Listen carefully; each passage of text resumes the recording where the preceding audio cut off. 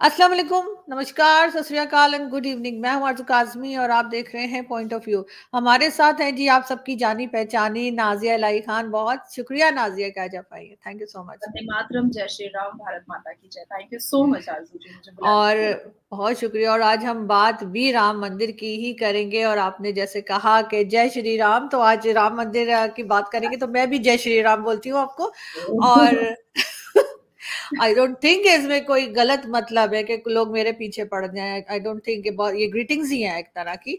तो if I am not wrong, मैं सही बता रही हूँ ना नाजिया इसका मतलब? ग्रीटिंग्स तो कह सकते हैं, आप कह सकती हैं, बट हमारे लिए ये आस्था है, विश्वास है हमारे लिए। हाँ बिल्कुल ठीक, लेकिन अच्छा ही मतलब है इसका। मैं ये बोल रही हूँ कि मतलब कोई भी बोल सकता है। तो बिल्कुल हम आज क्योंकि राम मंदिर के ऊपर बात करेंगे तो हम बिल्कुल मैं भी जय श्री राम बोलती हूँ और हम उसी से स्टार्ट करते हैं। क्या तैयारी चल रही है? और ये भी कहा जा रहा है कि कई लोग इंडिया में जो मुस्लिम्स हैं उनको ऑब्जेक्शन भी है, कुछ तो खैर मान गए हैं।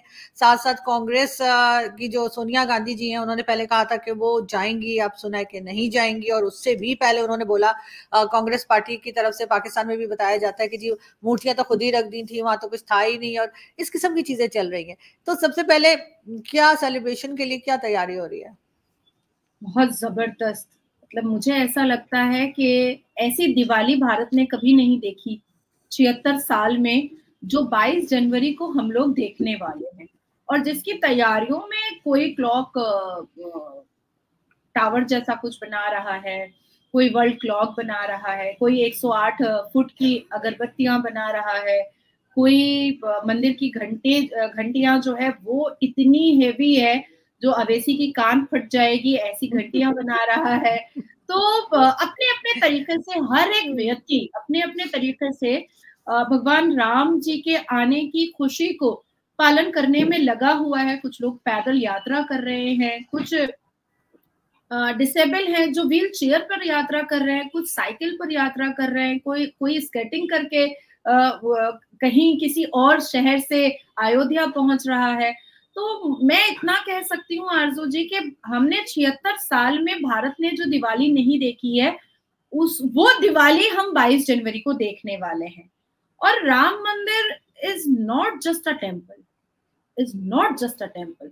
Ram Mandir is a civilization of Bharat. Ram Mandir is a pride of Bharat. Ram मंदिर से हमारी आस्था, विश्वास, हमारी श्रद्धा जुड़ी हुई।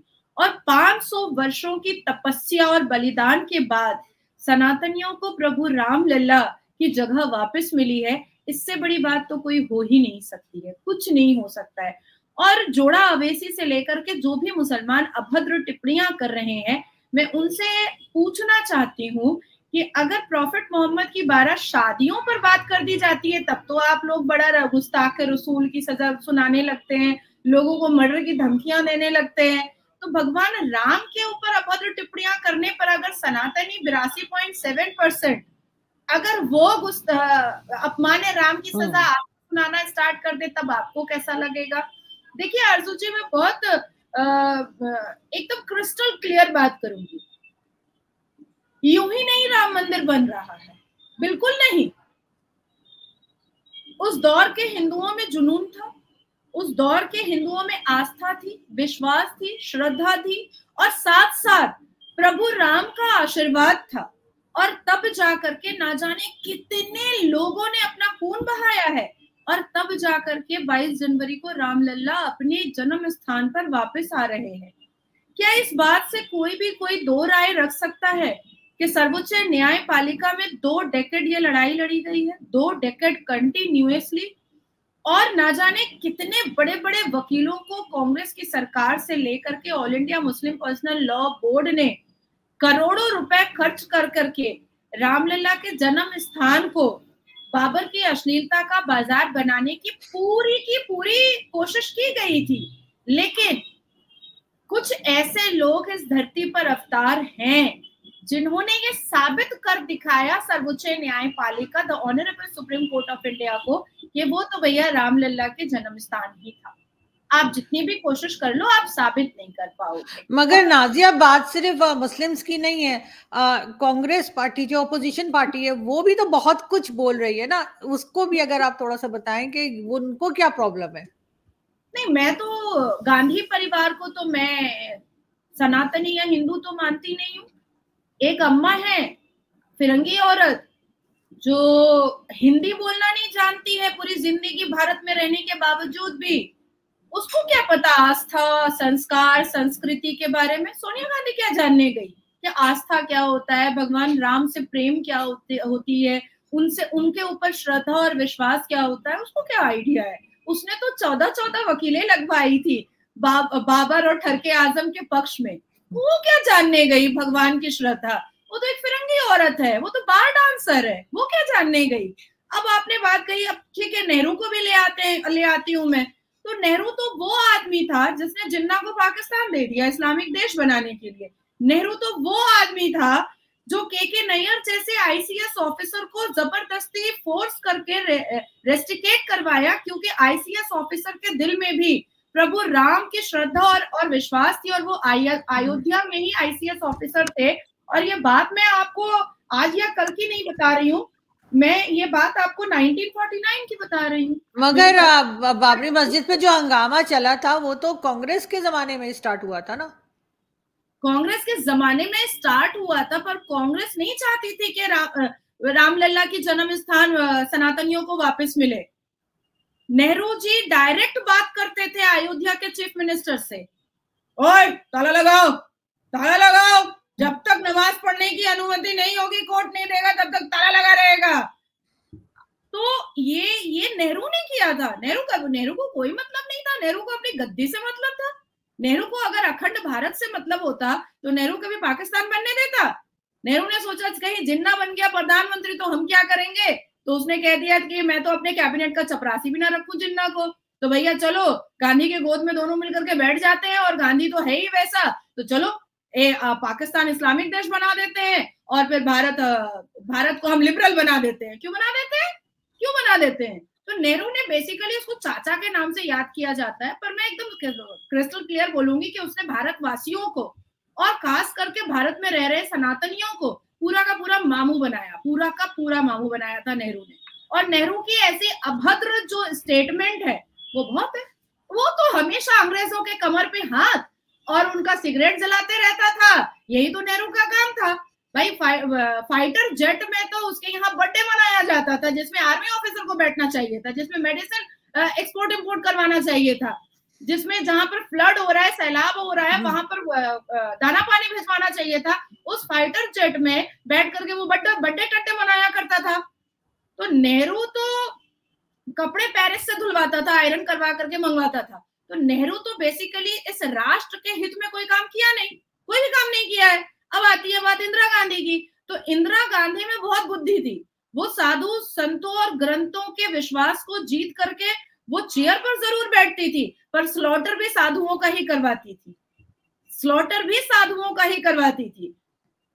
एकदम डायरेक्ट बोलती थी स्लॉटर करो, और लाख साधु को एक साथ गोली मारी जाती थी। एक तरफ इंदिरा गांधी अपने स्टेटमेंट में कहती थी कि जो भी बांग्लादेश और पाकिस्तान से घुसपैठिया आए हैं भारत में उसको हम निकाल देंगे, लेकिन दूसरी तरफ उनका आधार कार्ड नहीं, उनका आइडेंटिटी कार्ड बना करके देती थी, उनको घुसाती थी। तो गांधी परिवार को मुसलमानों से इसलिए मोहब्बत थी क्योंकि देखिए सनातनी जो होते हैं ना, वो गला नहीं रेतेंगे, वो बलात्कार नहीं करेंगे, वो लव जिहाद नहीं करेंगे, वो औरतों की बोटियां नहीं करेंगे, वो औरत को मोलेस्ट नहीं करेंगे, वो औरत को बेइज्जत नहीं करेंगे, वो औरत के साथ अश्लीलता नहीं करेंगे, वो खून की नदियां नहीं बहाएंगे। तो ये सारे काम सनातनी नहीं कर सकते, उनसे नहीं होगा। तो बाजार को गर्म रखने के लिए गांधी परिवार हमेशा मुसलमानों को रोटी बोटी देता रहा, इसीलिए देता रहा कि भाई बलात्कार जरूरी है, औरत नहीं तो मुट्ठी में नहीं रहेगी। अरे भाई औरत है तो बलात्कार नहीं होगा, क्यों नहीं होगा। अरे कश्मीर अगर 370 से पहले इतना खूबसूरत था तो काहे प्रियंका वाड्रा अब जा रही है भाई के साथ, पहले क्यों नहीं चली गई। जब नरसंहार और जेनोसाइड हो रहा था तब चले जाना चाहिए था, तब तो कांग्रेस की सरकार थी भाई, तब चले जाना चाहिए था ना। तब प्रियंका वाड्रा नहीं गई, इस बुढ़ापे में कमर लचकाते हुए जा रही है। तो ये बात है। अब आती है बात कि ये जो बार डांसर सोनिया गांधी है, इसने क्या किया था। इसने जब 14 वकीलें खड़ा किया था तो उन वकीलों के साथ साथ the honourable supreme court of India के मुसलमान जज ने ये बात कही थी कि आपको साबित करना पड़ेगा कि वो जो जगह है वो भगवान राम का जन्म स्थान है। तो जगत गुरु रामभद्र आचार्य ने राम जी के पक्ष में वेद और पुराण से 441 प्रमाणों को सुप्रीम कोर्ट के सामने रखा। अब वो जो मुसलमान जज थे वो उनको भी थोड़ा सा लगा, वो कहे कि नहीं हम तो इसको नहीं मानेंगे, अब आप इसको वेदों और पुराणों से साबित कीजिए। जगत गुरु रामभद्र आचार्य को कांग्रेस ने अरेस्ट करवाया, कांग्रेस ने जेल भिजवाया, कांग्रेस ने उनके ऊपर लाठी चार्ज करवाई, फिर भी वो व्यक्ति इतनी बड़ी आस्था के साथ वो सुप्रीम कोर्ट में उन्होंने उस तमाम प्रूफ दिया जो उन्होंने अपने जुबान से पहले कहा था, जिस पर मुस्लिम जज ने कहा कि हम नहीं मानेंगे, आपको उन वेदों और ग्रंथों की ओरिजिनल बुक को ला करके बताना पड़ेगा। और उन्होंने 441 प्रमाण सुप्रीम कोर्ट के सामने रख दिए। अब आती है बात कि सुप्रीम कोर्ट ने फिर कहा कि भाई आर्कियोलॉजिकल सर्वे होगा। अब आर्कियोलॉजिकल सर्वे से पता नहीं मुझे क्यों ऐसा लगता है कि मुसलमानों को इतनी नफरत क्यों है। आज मुझे कोई कहेगा कि नाजिया तुम लड़की नहीं हो, तुम औरत हो, मैं कहूंगी भाई मेरा टेस्ट करा लो, मैं औरत हूँ, मैंने एक बच्चा पैदा किया है, अब मैं लड़की नहीं रह गई, अब तो मैं पूरी औरत हो चुकी हूँ, तो मैं तो खुद बोल दूंगी, मैं खुद अपने आप से बोलूंगी कि अगर किसी ने ऑब्जेक्शन उठाया है या क्वेश्चन लगाया है, क्वेश्चन मार्क, तो मुझे बोलना चाहिए। लेकिन आर्कियोलॉजिकल सर्वे से मुसलमानों को बड़ी बड़ी दुख और तकलीफ होती है, तो उन लोगों ने काफी प्रदर्शन किया, नारे तकबीर, अल्लाहू अकबर, ला इलाहा, तेरा मेरा रिश्ता क्या, ला इलाहा का रिश्ता है, तो ऐसा बहुत कुछ हुआ। लेकिन सुप्रीम कोर्ट को ऐसा लगा कि नहीं, एएसआई का सर्वे होना चाहिए। हालांकि एएसआई के सर्वे की अनुमति देने के बावजूद भी सुप्रीम कोर्ट ने ऑफिसर के मोहम्मद को रखा, एक मुसलमान को रखा। अब कहीं ना कहीं मुसलमानों को ऐसा लगा कि भाई अब तो 14 साल की बीवी रखने वाला बाबर जीत जाएगा, जिसके हरम में बीवियां ही बीवियां और कलियां ही कलियां हुआ करती थी, तो वो अश्लीलता का जो बादशाह है वो जीत जाएगा। क्योंकि के मोहम्मद जी जो सबसे बड़े ऑफिसर थे एएसआई के, आर्कियोलॉजिकल सर्वे रिपोर्ट जब सील पैक होकर के आया और जब उसको खोला गया, तो के मोहम्मद ने अपनी कई स्टेटमेंट में ये बात भी कही है कि मेरे लिए मेरा प्रोफेशन सबसे पहले है और मेरा धर्म मेरे लिए बाद में है। जो मैंने वहां देखा, जो मैंने वहां पर सर्वे किया और उन तमाम तथ्यों और प्रूफों के और सबूतों के आधार पर मैंने जो रिपोर्ट बनाई है, वो मैंने सर्वोच्च न्यायपालिका के सुपुर्द उनके हैंडओवर कर दिया है। और उस रिपोर्ट के हिसाब से वो मंदिर था, वो मस्जिद था ही नहीं, वो मस्जिद था ही नहीं। भाई इतना लिबरल कौन सा मुगल था जो ऊपर ढांचा मस्जिद का बना रहा था और नीचे मंदिर बना रहा था, पिलर मंदिर का रख रहा था, कमल का फूल खिला रहा था? ऐसा कौन है? मैंने तो नहीं देखा मक्का मदीना में कमल का फूल खिला हुआ, मैंने तो मक्का मदीना में नहीं देखा कि ग्रंथ लिखे हुए हैं, मैं तो नहीं देखी कभी मक्का मदीना में, या किसी छोटे मोटे मस्जिद और मज़ारों में भी तो मैं नहीं देखती हूँ। तो एक एक पंथियों को के मोहम्मद जी ने खोला। और आर्कियोलॉजिकल का जो सर्वे होता है वो बहुत बारीक होता है, क्योंकि हमें किसी चीज को नुकसान भी नहीं पहुंचाना है और सारे सर्वे भी कर लेने हैं। तो वो सर्वे जब हुआ तो दूध का दूध पानी का पानी हो गया। और उसके बाद कहीं ना कहीं आचार्य जी के तमाम तथ्यों से और के मोहम्मद जी के रिपोर्ट से ये चीज तय हो गई। और सर्वोच्च न्यायपालिका the honourable supreme court of India को भी ये सोचना पड़ा कि ना, अब तो बाबर जी के सपोर्ट में हम खड़े नहीं हो पाएंगे, बाबर जी आप दूर हो जाओ। मगर सोनिया गांधी जी ने पहले कहा कि वो जाएंगी और बाद में उन्होंने मना कर दिया, क्या रीजन हो सकता है? पहले तो अच्छा भला कह रही थी कि जाएंगी, अटेंड करेंगी इनॉग्रेशन पार्टी को या इनॉग्रेशन इवेंट को। सॉरी, देखिए मैं सोनिया गांधी को काउंट ही नहीं करती हूँ भारत के नागरिक में, मैं काउंट नहीं करती। और देश को किसी बार डांसर के हाथ में नहीं दिया जा सकता है, पहली बात। दूसरी बात आती है कि आप आरजू जी आप मुसलमान हैं, मैं नाजिया इलाही खान मैं मुसलमान, मर जाएंगे हज नहीं करेंगे, अफसोस तो रह जाएगा। या बेड पर भी आ जाएंगे बूढ़े होने के बाद, हज नहीं कर पाएंगे, अफसोस तो होगा। तब ये सोचेंगे शायद मेरे नसीब में नहीं था, या मेरी बदनसीबी थी, या मैंने कुछ ऐसा किया है जो शायद हज नसीब नहीं हुआ, सारी फैसिलिटीज होने के बावजूद भी। क्योंकि हम ये नहीं कह सकते कि हमारे पॉकेट में पैसा नहीं है कि हम हज नहीं कर पाएंगे, ये शोभा नहीं देगा हमारे मुंह से।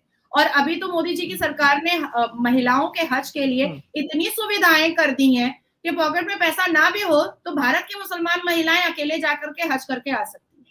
तो ऐसे सिनेरियो पे ये शोभा नहीं देगा, लेकिन नसीब की बात होती है, बदनसीबी की बात होती है। तो उसी तरीके से 28 पार्टियां बदनसीब है, बदकिस्मत है, इसलिए इतनी बड़ी, इतनी खूबसूरत और इतनी आस्था वाली जगह पर 22 जनवरी को नहीं पहुंच पा रही हैं और उस पर साथ साथ अभद्र टिप्पणियां भी कर रही हैं।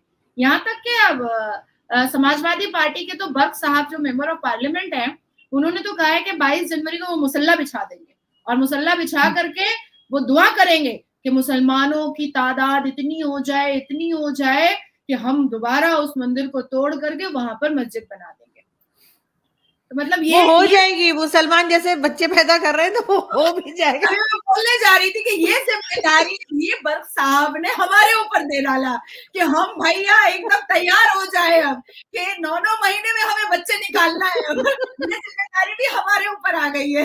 वही ना, इसमें मुसलमान बहुत माहिर है, कुछ और करे ना करे बच्चे पैदा करने में। अच्छा कोई फर्क तो पड़ता नहीं है ना मर्दों को, उनको तो मजा मिलता है, उनको तो मजा मिलता है। 9 महीना पेट में रख करके दर्द सहना, तकलीफ सहना ये औरतों का काम होता है। तो मैंने तो साफ नेशनल न्यूज पे कहा कि बर्क साहब मैं हाथ जोड़ रही हूँ कि इतना बड़ा पाप और इतना बड़ा अजाब आप औरतों पर मत दे दीजिए भैया, क्योंकि पैदा करना तो औरत का काम होगा ना।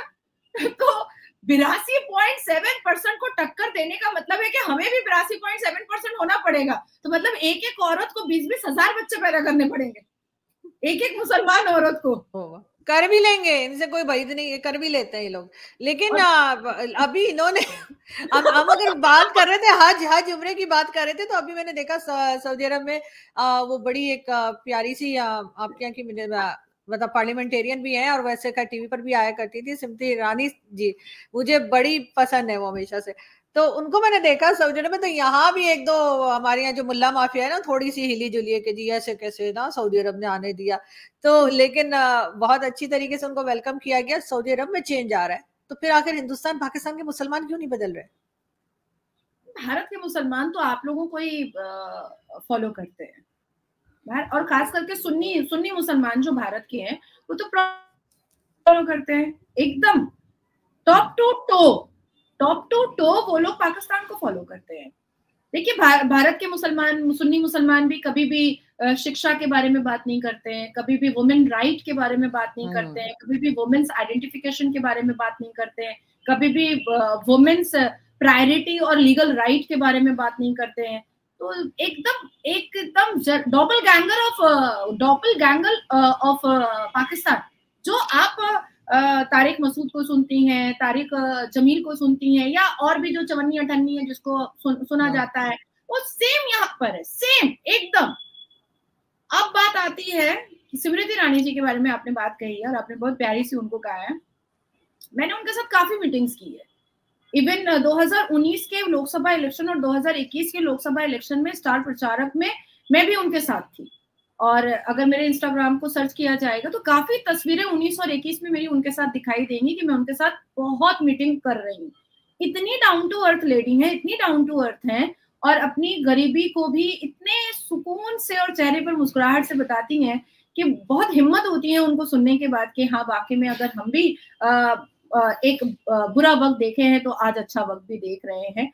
और दूसरी बात मैं ये कहूंगी कि भाई भारत के मुसलमानों और पाकिस्तान के मुसलमानों के पेट में दर्द क्यों हो रहा है? स्मृति ईरानी जी को बुलाने वाले सऊदी अरबिया, जाने वाली स्मृति ईरानी जी, ना सऊदी अरबिया के शेख और मेयर और वहां के शहजादों को प्रॉब्लम, ना हमें प्रॉब्लम। तो इनके प्रॉब्लम को कौन नोटिस कर रहा है? कोई नोटिस नहीं कर रहा है। दूसरी बात है कि पाकिस्तान को तो और भी पेट में दर्द नहीं होना चाहिए, क्योंकि यही सऊदी अरबिया है जिसने कंटिन्यूअसली गैजेट भेजे हैं कि भाई तू अपना भिखारी लेके जाए, यहाँ से परेशान कर दिया। कभी पापड़ बेचता है, कभी चकली बेचता है, कभी बुर्का पहन के भीख मांगती है, कभी पजामा पहन के भीख मांगता है, टूरिस्ट वीजा पे चला जाता है और भीख मंगा बन करके कटोरा लेकर के हाथ में बैठ जाता है। सब सऊदी अरबिया के गैजेट में ये है कि सबसे ज्यादा चोरी चमारी और छिनतई और औरतों को छेड़छाड़ ये पाकिस्तानी करते हैं जाकर के वहां पर।